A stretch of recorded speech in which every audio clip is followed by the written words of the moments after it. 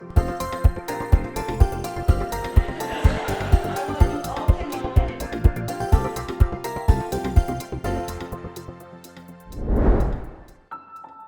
was Sunday, and Carlette Grant of Bridgeport, Connecticut was looking for something to do.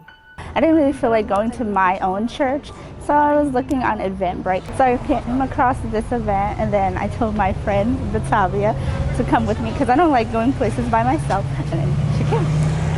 She sent me a flyer through my text. So just the name of the event, Faith Speaks, really captivated my attention. I was like, wow, that's very interesting. The Church of Christ held its second ever Faith Speaks event. This was the first time in New England. Faith Speaks showcased speakers who shared their stories greatly impacted by their faith. I decided then and there, I'm gonna emulate my mom and dad's character, their faith and their heart. My husband and I have to be the examples in being driven by faith. Held at the Bijou Theater in Bridgeport, Connecticut, the historical venue that seats over 200 people in a theater and cabaret style was filled up quickly to standing room only. The speakers took the audience on a roller coaster ride of emotions on a variety of stories. I remember having my very first conversation with God in front of other people. But your kidneys have failed, and you need dialysis right away or you will not make it. My heart sank into my stomach. All sharing moments of challenges and finding humor through it all. Reveals that he was still interested in me.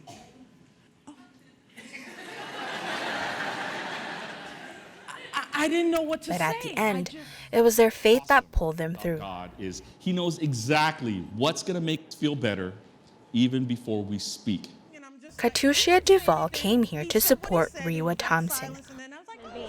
Even though I've known her for a long time, I've never heard the story of how she met her husband. This 20-year relationship that they're celebrating, how it all really began, and because of that, that inspires me, and that just gives me hope for finding love. A devoted prayer or dedicated prayer for what your needs were. I had to make a list of things that I wanted in a good husband. So I called it Rewa's Top 10. Definitely, she inspired me, but now I know through listening to her story, you have to ask what you want, and then I'll probably even make my own list. And for Carlette Grant, Lamont Daniels' story really hit home. But I didn't blame God. Lamont's story touched me because I have diabetes myself, and then I've been thinking about how about if I get kidney failure and stuff like that. Exactly 2 weeks. And for Katushia, Rewa's story wasn't the only one that moved her. That very next appointment, we were given the news that the twins were no longer alive. About him losing the twins, that just touched close to home to me, and just the overall of how sometimes in life we go through tragedies and then there's a blessing. All of the stories inspired me. They were so touching. Everything was basically close to home. I was tearing my eyes out. The lady next to me had to give me a tissue. I have come a long way with my conversations with God.